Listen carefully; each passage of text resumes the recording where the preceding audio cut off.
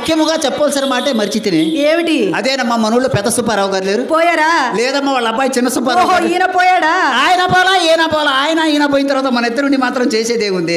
చెప్పేది జాగ్రత్తగా వినమ్మా. చెప్పమ్మా. పెద్ద సుబ్బారావు గారు అబ్బాయి చిన్న సుబ్బారావు గారు ఈ పూట మన వీధిన 4-5 మార్లు తిరిగినాడు. ఏం మాయదారి రోగం వచ్చి మన వీధికి వచ్చాడే అమ్మా? మన ఇళ్ళకి వచ్చే వాళ్ళందరికీ ఏ చెప్పు ఆయనకు ఆ చెప్పేనమ్మా. చెప్తాను వినమ్మా.